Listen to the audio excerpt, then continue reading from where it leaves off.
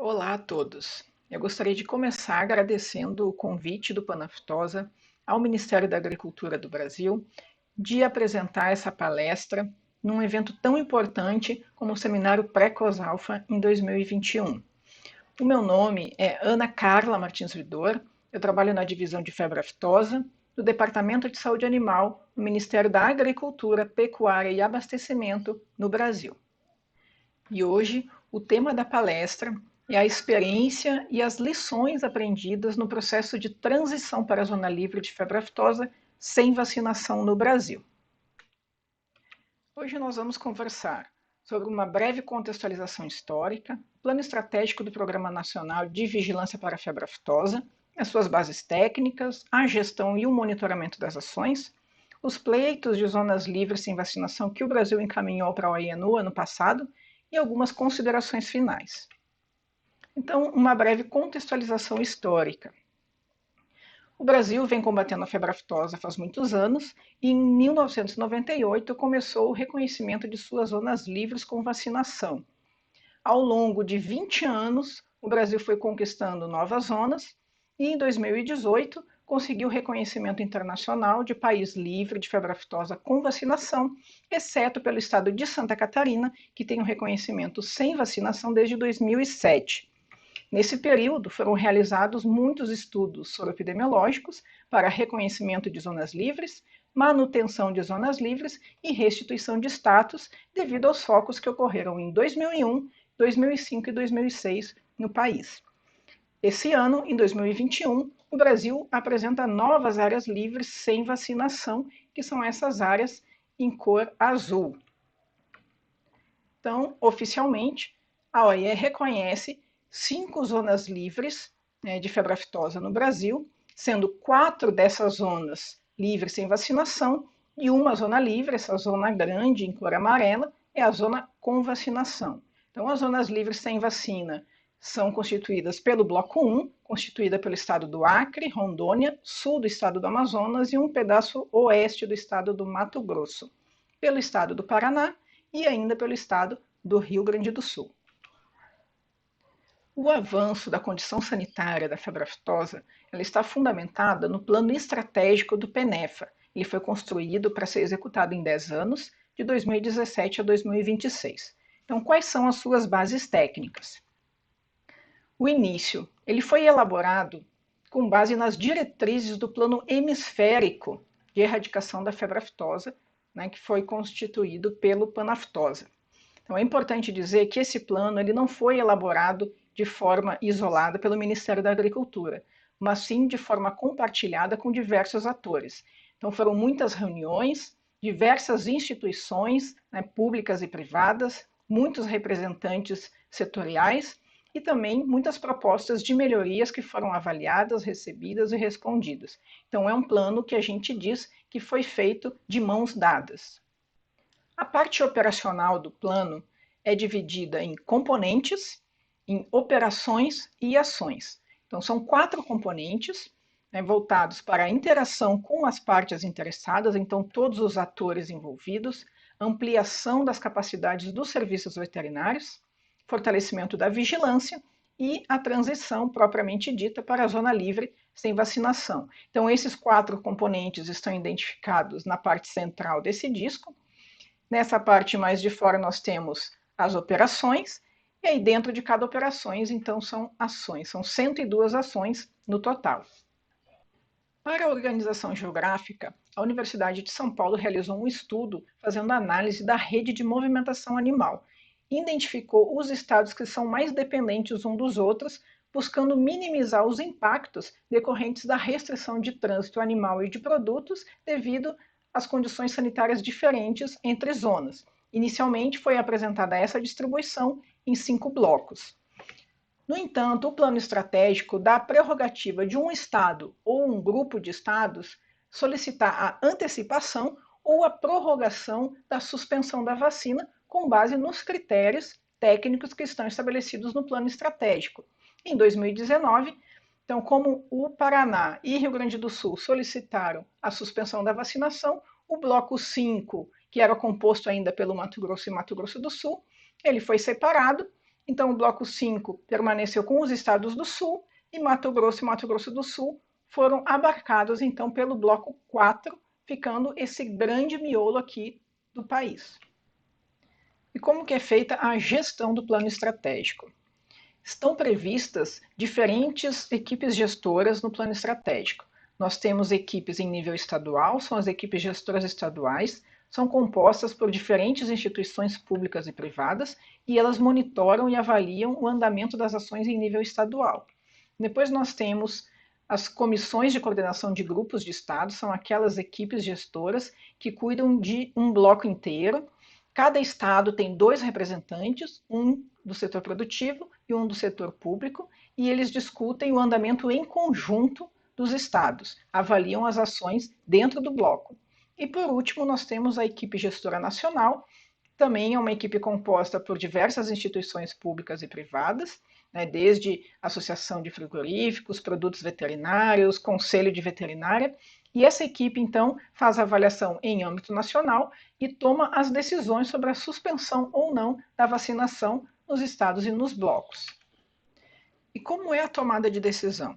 É com base nas ações do plano estratégico, em especial aquelas relacionadas aos estados, e com base nos resultados das auditorias do mapa nos serviços veterinários estaduais, que nós chamamos Quali-SV, tem uma metodologia semelhante ao PVS da OIE. Esses são os 2 pilares. Se temos um andamento favorável e um resultado satisfatório, então nós partimos para a zonificação, que é estudar como que será feita a separação entre as áreas com condições sanitárias diferentes. Também fazemos uma avaliação para identificar as áreas de maior risco de ocorrência de febre aftosa, buscando fazer uma vigilância baseada em risco, que é mais efetiva. Então, essa aqui é a base para que a gente tome a decisão, que deverá ser sincronizada com a demanda para a produção de vacina e o planejamento da indústria, que deve ser mais ou menos com 1 ano de antecedência, e também informar a OIE que alguma região do país vai suspender a vacina e que nós temos até 24 meses para encaminhar o pleito, senão devemos retornar à condição anterior, que é a da vacinação, em até 3 meses. O monitoramento das ações. Para facilitar, as ações estaduais foram organizadas em uma planilha com os seus indicadores e a prioridade. A cada semestre, a equipe gestora estadual deve fazer a avaliação e preencher a coluna de andamento das ações, colocando a descrição e a comprovação dos documentos. Uma vez por ano, ocorrem as reuniões de bloco, nas quais as equipes gestoras estaduais apresentam e discutem o andamento das ações nos seus estados e em conjunto no bloco. Esse ano já foram realizadas todas as reuniões do bloco nos meses de maio e junho. As reuniões de bloco, elas são um importante fórum de discussão para as equipes gestoras. E aqui eu trago um exemplo de como nós agrupamos essas ações. Então, nessa parte de cima, são as ações não iniciadas ou com andamento de até 60%, considerado fora do prazo. E aqui na parte de baixo, são as ações já concluídas ou com andamento superior a 60%, consideradas no prazo.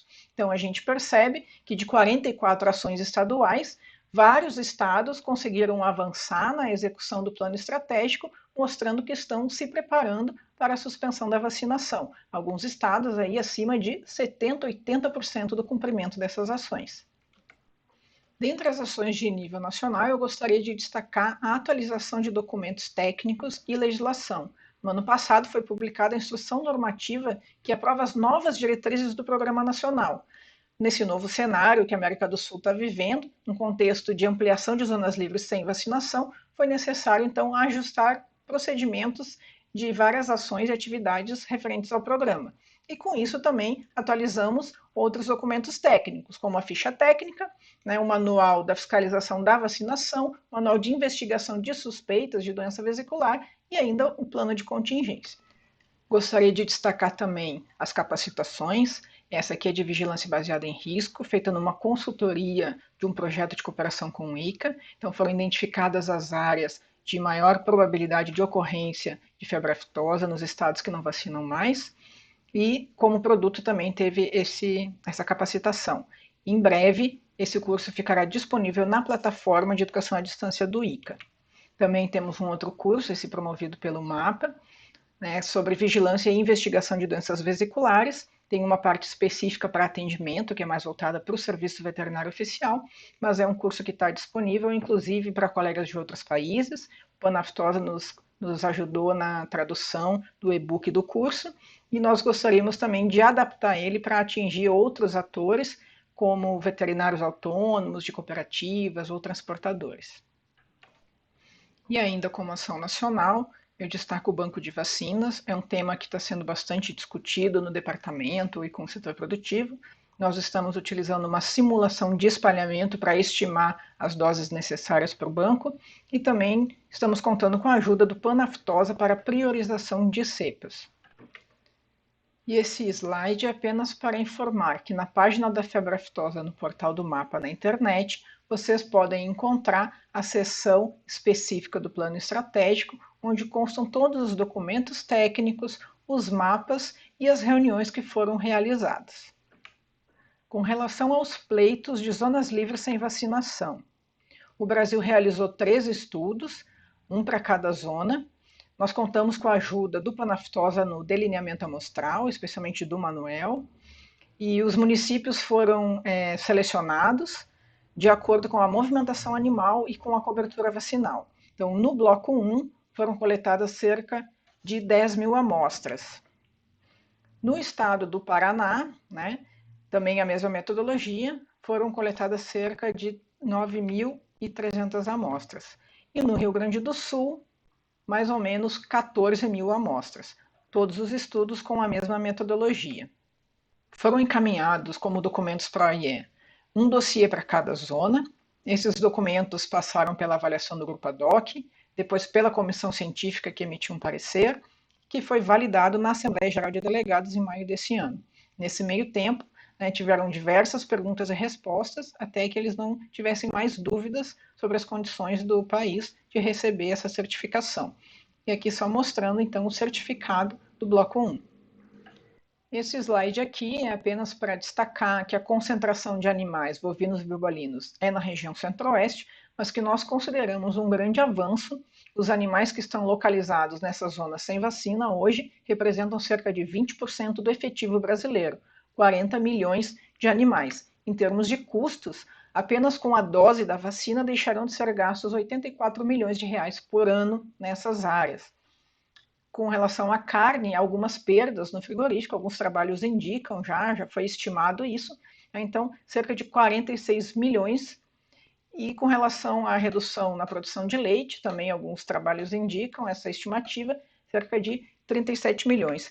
Então, ao todo, 32 milhões de dólares por ano deixarão de ser gastos.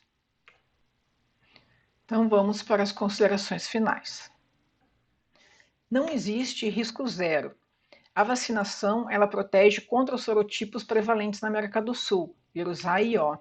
Ela é eficiente para mitigar o impacto, a disseminação, mas ela não impede a introdução do vírus no país. Os últimos focos de aftosa no Brasil foram em áreas livres com vacinação. Então é importante que a gente se prepare e tenha um fundo de defesa sanitária robusto. Ele vai ser o seguro do produtor, que num caso de foco vai ter seus animais sacrificados e deverão ser indenizados. Também é importante um banco de vacinas. Ele vai ajudar na contenção se tivermos uma reintrodução do vírus. E as lições aprendidas? É que é importante fazer um cronograma viável, que ele seja factível com o cenário econômico e político do país.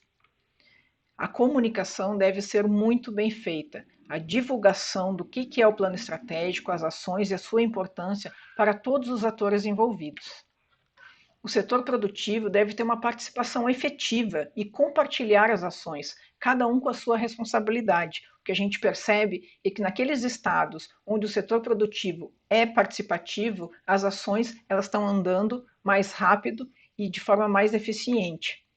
A educação é importante para todos os atores.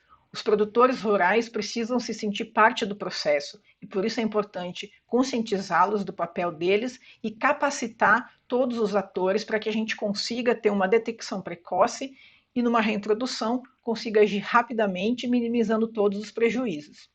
E a gestão é primordial para que o plano possa avançar de forma adequada. Fazer o monitoramento das ações e ter fóruns de discussão para que as decisões sejam feitas de forma conjunta é muito importante e o plano só consegue ter sucesso quando acontece dessa forma.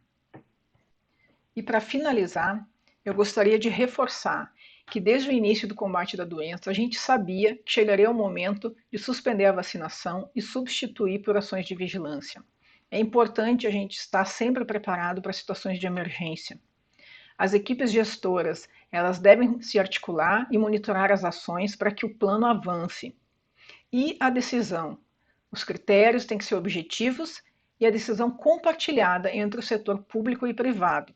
Somente quando a gente consegue fazer esse compartilhamento e discutir e tomar decisão conjunta é que a gente tem uma decisão mais forte. E isso vai determinar o sucesso ou o fracasso do plano estratégico. Muito obrigado pela atenção de todos. Eu deixo aqui o nosso contato, o e-mail do PENEFA, a página na internet e agradeço mais uma vez ao Panaftosa pelo convite. Fico à disposição para dúvidas e esclarecimentos.